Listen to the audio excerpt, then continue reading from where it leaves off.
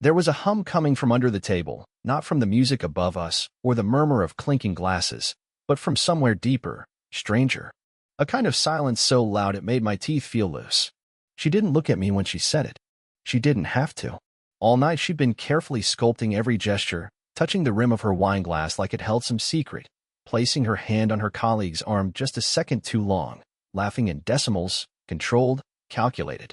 Then, in front of 8 sharply dressed strangers and 2 senior partners from her company, she tilted her head and said the sentence. I sometimes forget he's even there. It wasn't directed at anyone. It wasn't framed with irony. It just dropped onto the white linen like a wine stain that nobody wanted to acknowledge. I blinked. No one turned to me. They just laughed, politely. One of them raised their glass. Someone made a joke about marriage math and another about executive amnesia. And she smiled like she was proud of the line. I didn't smile. My hand was still resting on the base of my water glass, fingers going numb. I stared at her, at the silver necklace she only wore when she wanted to impress, the one I didn't buy. At the phone, she kept screen down all evening, except once when it buzzed and her expression twitched for half a breath. No one noticed that. But I did. I didn't say a word. Not when dessert came. Not when she mentioned some follow-up drinks after the main event. Not even when she whispered to the woman beside her, "He won't come. He never does." I stood. Walked out. Didn't pay. Didn't take my jacket. Didn't even look back to see if she noticed I was gone. I walked 4 blocks in stiff shoes in silence until I found an alley behind a closed bakery and just stood there, staring at nothing. I don't know how long I stayed. At some point, it started to rain, light at first, then bitter. Still, I didn't move. I kept hearing it. I sometimes forget he's even there. It wasn't just cruel. It was real. And real was worse. I pulled out my phone, opened her calendar, something I hadn't done in over a year, and saw it. A meeting she never told me about. A location I'd never been invited to. A name I didn't recognize. A hotel, not a conference room. And the photo attached to the invite wasn't of a presentation. I swiped once. Then again. And suddenly I remembered what the hum under the table was. It was the sound of something dying quietly inside me, while she smiled and poured another glass. The rain didn't bother me. What bothered me was how ordinary everything looked around me, as if the world hadn't just split open under my feet. Trash bins were lined up in the alley, overflowing with yesterday's muffins and crumpled pastry wrappers. Somewhere in the distance, a car alarm cried for attention, and no one responded. It was as if my life had slipped into a second dimension, one where everyone else kept moving, and I had simply stopped. By the time I made it home, my shoes were soaked, my phone battery nearly dead, and my throat dry from not speaking for hours. The house was dark. She hadn't come back yet. I didn't flip on any lights. I walked in, set my keys down quietly, and stood in the hallway staring at our wedding photo, the one that had been hanging crooked for at least 4 months, unnoticed by both of us. Her laptop was in the study. Password protected, sure, but not to me. I'd helped set it up years ago. She never bothered to change it. I don't think she believed I'd ever need to. That's how confident she was in my blindness. I opened the calendar again. The meeting was labeled Outreach Pitch, 3 p.m., room 628, Gray Shore. The address was a hotel I hadn't thought about since our anniversary there 8 years ago. The name attached? Marcus R. I didn't know a Marcus. She'd never mentioned one. The invite had no notes, just a paperclip icon, meaning an attachment. A file. I hovered over it, hesitating. Something in me didn't want to open it. Not because I was afraid of what I might see, but because I already knew. It was a photo. A mirror selfie. Blurry, rushed. Her hair was pinned up. Lipstick darker than usual. The neckline of her dress dipped lower than anything I'd ever seen her wear, not for me. Anyway, she wasn't smiling. She didn't have to. Her eyes carried something else entirely. Something confident. Possessive. Like she was claiming her reflection. Below the photo, there was one line of text. You'll love this one more than last week's. I closed the screen slowly. Not in panic, in surrender. That was the strangest part. I didn't shout. I didn't break anything. I just sat in the chair and listened to the walls breathe. A few hours later, I heard her key turn in the front door. Quiet, cautious. Like she wasn't sure what she was walking into. I didn't move. I stayed in the study, in the shadows, while she tiptoed past the hallway like a teenager sneaking in past curfew. She didn't call my name. She didn't check the bedroom to see if I was asleep. She just went into the bathroom, turned on the faucet, and ran the shower. That's when I noticed the smell, faint, floral, expensive. Not the perfume she wore for work. This one was meant for skin, not office space. The kind that lingers on sheets and sinks into the back of your neck. I stood outside the bathroom door, listening. She hummed while she showered. Not a tune I recognized. Just a soft, wandering melody. Like nothing had happened. Like I hadn't walked out of her life 5 hours earlier and vanished into the city without a trace. I could have knocked. I could have asked. But instead, I returned to the study, opened a blank document, and started writing everything I remembered from that dinner. Word by word. Her tone. Her smirk. The way nobody defended me. The way nobody had to. Because they already knew. I've read that betrayal doesn't scream, it whispers. But Nadine didn't whisper. She said it out loud. To a room full of people. And she meant it. I kept writing until the sun started leaking through the blinds. My hands were shaking, but my mind was numb. I wasn't ready to leave her yet. But I knew something had shifted. Something had fractured that could never be reset. And the worst part? I still loved her. Or maybe I just didn't know how to stop. I didn't sleep that morning. I just sat on the couch with the curtains half open, staring at the carpet like it might give me answers. The pattern started to look like waves if I unfocused my eyes long enough, waves rising and falling, like I was drowning on land. Nadine came out of the bedroom around 7:30, dressed in her usual pressed navy slacks and white blouse, not a wrinkle out of place. She poured coffee without saying a word. She didn't even glance at me, though she passed close enough that I could smell her conditioner. That alone was a sentence. Maybe a paragraph. I expected her to explain. Apologize. Lie. Something. But she didn't. She just sipped her drink, looked at her phone, and left. The door clicked behind her like the final period at the end of a long sentence no one wanted to read aloud. By 8:05, I was still sitting there. My hands had made fists in my lap without me realizing it. My jaw ached.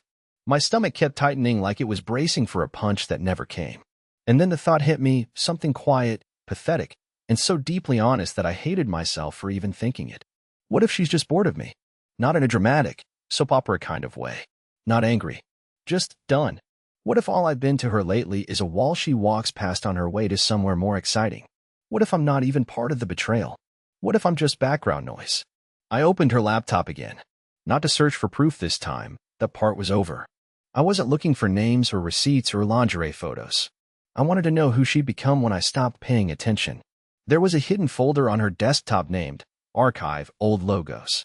I clicked it, half expecting actual logos, maybe past campaign work or client files. What I found instead were 37 video clips, all with vague titles like Thursday, Quiet Day, MRTN, Gray PM, and Rec 3. My heart started beating out of sync, like it was trying to escape what was coming. I opened one. At first, it looked like a hotel room. Just a corner, beige wall, lamp, edge of a mirror. The audio was low, mostly indistinct whispers. Then she appeared in the frame, only briefly. She was adjusting her hair, holding a phone, looking into the mirror. She didn't smile. She didn't pose. She just stared at herself. For a long time. And then the screen went black.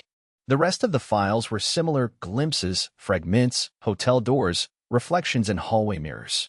No faces. No acts. Just tension. Just mood. Like someone was filming the feeling of secrecy. The dates on the files went back almost 9 months. I backed away from the laptop like it might bite me. Like the air around it had become radioactive. I didn't delete them. I didn't copy them. I just closed the lid and sat there, feeling like I'd walked into a maze with no exits. At noon, my phone buzzed. A message from her. First one in 2 days. Did you eat anything? That was it. 4 words. Casual. Routine. Caring, if you read it out of context.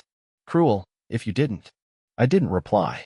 Instead, I walked to the kitchen, opened the fridge, and stared inside like maybe there was something there that hadn't been there yesterday, some clue or metaphor. All I found were leftovers from a dinner I didn't remember eating and a bottle of white wine we were supposed to save for our anniversary. I closed the fridge. Not gently. I spent the rest of the day walking. Through our neighborhood. Into a part of town we never visit. Past construction sites and closed bookstores and strangers whose lives were somehow whole. I kept waiting for my mind to settle, but it didn't. The questions just got louder. Who's Marcus? Why the videos? Why tell that specific joke at dinner? And then the worst question of all, was it ever real? Because if it wasn't, If the last 15 years were just a slow-motion slide toward invisibility, then I wasn't just betrayed. I was erased. And if that's true, what exactly am I doing still living in this house? I didn't pack a bag. I didn't even leave a note. That evening, just after dusk, I took my keys, wallet, and the backup phone I never thought I'd need, and I left the house without locking the door. I wasn't running away. I just couldn't breathe in there anymore. The walls had started to feel like they were watching me, not sheltering me. I ended up in a small roadside motel 15 minutes away, the kind of place with buzzing lights and vending machines full of expired soda. The man at the counter didn't ask questions. He gave me a key without even looking up from his crossword puzzle. Room 14. The number felt accidental, like everything else in my life. The bedspread was stiff. The air smelled like old tobacco and lemon-scented cleaner. I sat on the edge of the mattress and stared at the tiny TV screen bolted to the dresser. It was off. My reflection stared back at me, tired and washed out in ghostly colors. For the first time in a long time, I said something out loud. "What the hell are you even doing, Curtis?" There was no answer. Not from me. Not from the universe. Just the whirring of a ceiling fan and the dull ache behind my eyes. I kept checking my phone. Not for missed calls. I knew there wouldn't be any, but for that notification that never came. That maybe she'd text again, or ask where I went, or pretend she cared. But there was nothing. Eventually, I opened the photo folder again, not hers, mine. I had an album saved from our early years. Road trips, movie nights, her feet on my dashboard, her laughing with ice cream on her nose. And there it was, a video I had completely forgotten about. We were on a pier in North Carolina, and I was filming her while she tried to eat fried shrimp with one hand and keep her hair out of her face with the other. She turned to the camera and said, "Stop recording.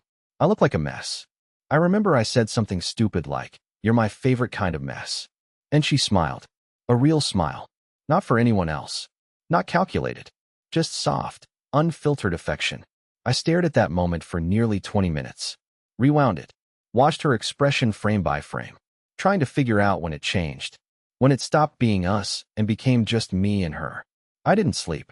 Again, I watched the digital clock on the nightstand tick past 3 a.m., then 4:17, then 5:09. At 6 o'clock, I went outside, barefoot, just to feel something real under my feet. The pavement was cold, damp. A distant train passed, loud and indifferent. That morning, I turned off my phone entirely. I wasn't interested in more pretending. I needed clarity. So I did something I'd never done in all my passivity and silence. I drove to her office. Not to confront her, just to see, to watch. I parked across the street behind a florist van and waited. At 8:41 a.m., I saw her walk out of the building with a man I didn't recognize. Not Marcus. Someone older, taller, wearing a gray suit and sunglasses. They didn't touch, but they stood too close. She handed him something, a paper bag or a folder, I couldn't tell. Then she laughed. Not the kind of laugh she used with me. It was the kind she'd used at the business dinner. That sharp, curated laugh that felt like it was meant for someone else's benefit. They stood by his car, a black Audi, for about 6 minutes. Then she got in. Just like that. Like she didn't have a husband who hadn't come home. Like she wasn't married to someone who had watched her disappear in plain sight. I didn't follow them. I didn't need to. That wasn't the story anymore. I wasn't going to chase proof of what I already knew. I wasn't the detective in this story. I was the echo. The person who got left behind while everyone else moved on without needing to explain.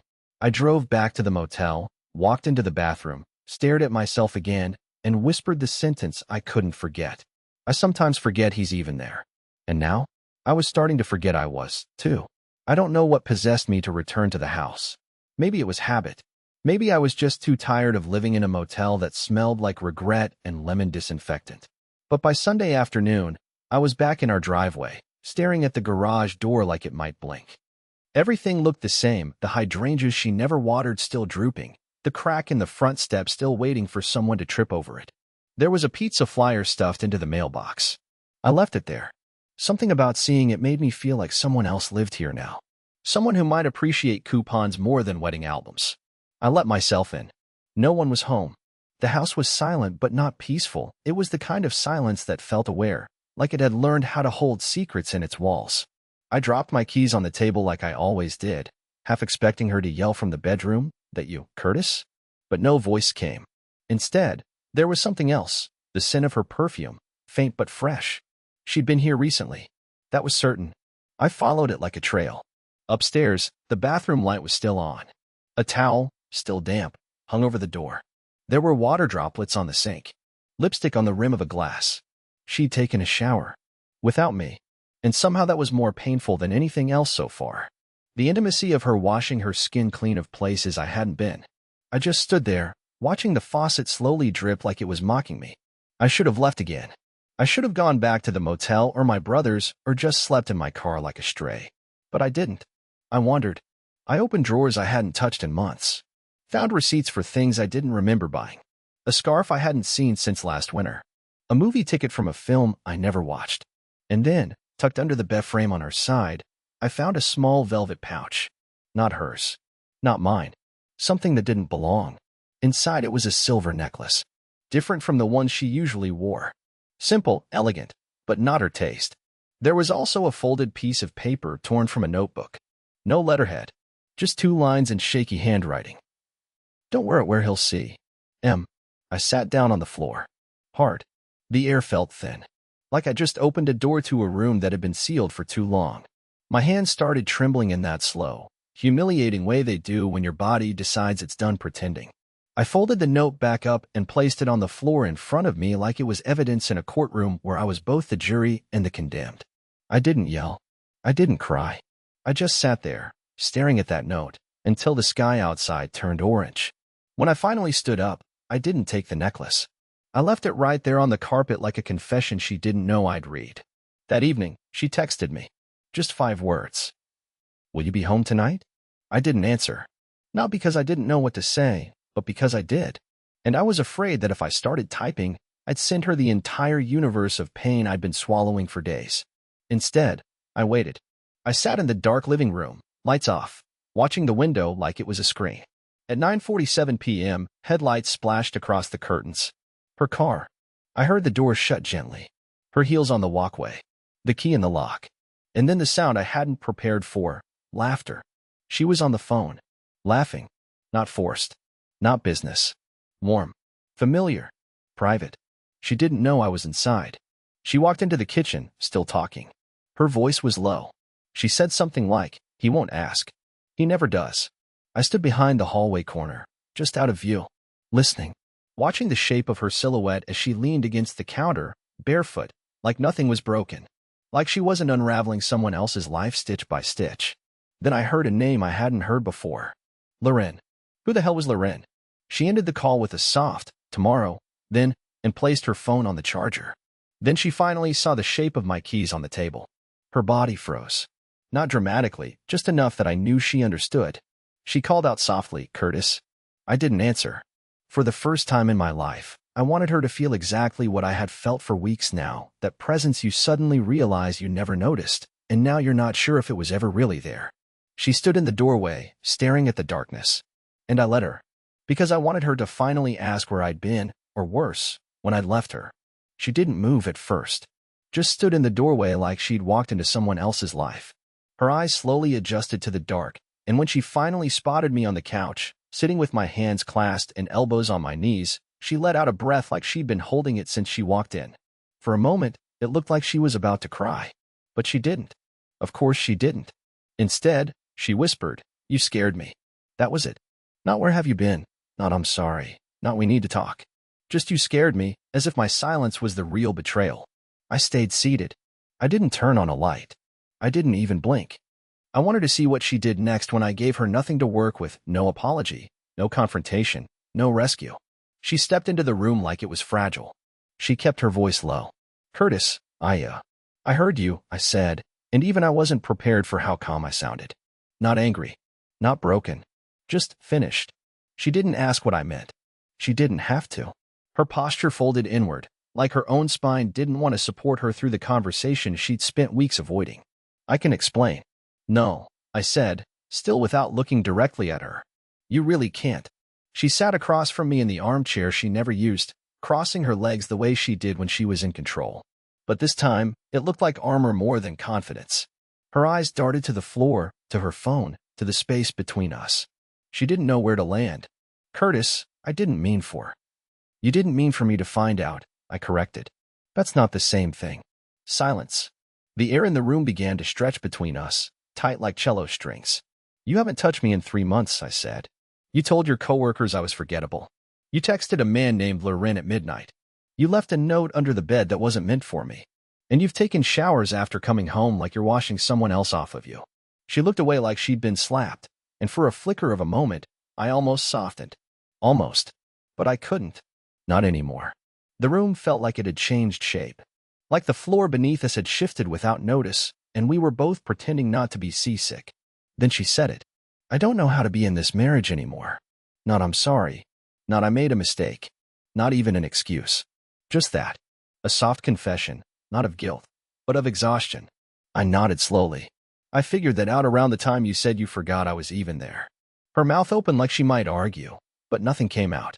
And I could see it, the gears grinding behind her eyes, trying to find a way out, trying to soften the blow, trying to rearrange the narrative. But there wasn't one. Not anymore. And then she did something strange. Something I didn't expect. She reached into her purse and handed me a folded envelope. My name was written on the front, not in her handwriting, but in mine. She had kept it. From years ago. One of those handwritten notes I used to leave her in the early mornings before work. I hadn't written her one in nearly a decade. I found this last week in an old box, she said. You told me once you wrote it when you thought we were slipping. I didn't even remember reading it back then. I opened it. My handwriting was younger, neater, almost hopeful. It said, if you ever forget why we started, look here. Look at me. Because I'm still trying. I folded it back up and handed it to her. Are you? She didn't answer. Instead, she just sat there. Eyes wet, mouth shut, memories flickering behind her like broken lights. And it hit me, she wasn't mourning me. She was mourning herself. The version of her she used to like, before this version replaced her. I don't think I'm the villain you want me to be, she finally said, quiet and empty. I shook my head. No, you're not a villain. That's the problem. You're just gone. She didn't follow me when I stood up and walked out of the room. This time, I went to the guest bedroom and shut the door gently. I didn't slam it. I didn't make a point. And that, somehow, felt more final than anything else I could have said. The guest bedroom had always been sterile. Not cold, just unused, a space we kept ready for someone who never came. Her parents always stayed in hotels. We had no kids, no friends who crashed over. The bed was firm, the sheets stiff, the lamp bulb just a little too white. And now, it was mine. I didn't cry when I closed the door that night. I didn't lie awake in dramatic silence. I just stared at the ceiling and waited for sleep like someone waiting for a train that might not stop. I could hear her moving around the house. Light footsteps. The quiet opening of cabinets. The fridge door. The occasional creak of floorboards that, for some reason, felt louder now. Like the house itself was trying to remind me I still lived in it. The next morning, I found a plate of toast and coffee left outside my door. No note. Just an offering. A peace treaty without words. I left it there until the toast curled and the coffee went cold. Some things don't taste right when served too late. By noon, I found myself walking into the basement. I hadn't been down there in months, maybe a year. The air was dry and smelled like cardboard and old tools. I opened one of the boxes we had shoved under the stairs during our last attempt at spring cleaning. Inside was a stack of photo albums, dusty VHS tapes, a jar full of mismatched screws, and something I'd forgotten we even had, an old cassette recorder. The kind with the big red rec button and a tiny built-in microphone. I remembered once, in our first year of marriage, she recorded a message for me on it as a joke. I used to travel for work, long trips, long silences, and she'd made a little audio diary of things she wanted to tell me when I came back. I never threw it away, though I'd long since stopped listening to it. I turned the device on. The battery indicator blinked red, but it still had enough life to play. Click. Static. Then her voice, younger, faster, smiling through the hiss. Okay, Curtis. If you're hearing this, you're probably stuck at some awful hotel with beige walls and bad Wi-Fi. I bought almond milk, but it leaked. Your plant's still alive. I forgot to call my mom. And I think I miss you more than you'll ever really understand. Silence. Then, very faintly. Don't ever let this get boring, okay? If it gets boring, we disappear. The tape clicked off. I rewound it. Played it again. And again. Each time, the final line echoed louder in my head. If it gets boring, we disappear. It felt like prophecy now. And the worst part was realizing that we hadn't exploded. There'd been no affair with candle wax in motel rooms. No screaming matches. No one cheated with intent to destroy. We just forgot to keep living out loud. And now, the silence was all that remained. Later that day, I found her in the backyard. She was sitting on the edge of the patio, bare feet in the grass, her phone forgotten beside her. She didn't look up when I slid open the door. "I used to picture growing old with you," she said. Her voice was so soft I almost missed it over the breeze. Then, somewhere along the way, I started picturing it without you. And I hated myself for that. I stayed standing. I didn't respond. She didn't ask me to. "I think I lied for so long," she continued, "that I convinced myself it wasn't lying. It was preserving something. Something I didn't want to name. Marcus," I said quietly. "Loren." She flinched like I'd hit a nerve she thought was buried. "No," she whispered. "Marcus was work. Loren was loneliness. Not a person. A shadow." I didn't know what to say to that. I still don't. Maybe because I understood too well. She looked up at me then. Her eyes didn't plead. They didn't manipulate. They just existed, tired and honest. "Do you want me to leave?" she asked. It was such a simple question, and yet I couldn't answer it. Because for the first time, I realized I didn't know which part of her I was trying to save. The woman she used to be, or the ghost I couldn't let go of. Instead, I asked her something different. Something I never thought I'd have the nerve to say. "If we disappeared, would you even notice now?" She blinked. Once. Then again. But she didn't answer. And somehow, that silence felt more truthful than anything she'd said all week. That night, we didn't sleep in separate rooms. Not because anything was fixed, or forgiven, or even fully understood, but because she knocked on the door of the guest room and didn't say anything. Just stood there holding the cassette recorder I'd left on the kitchen table.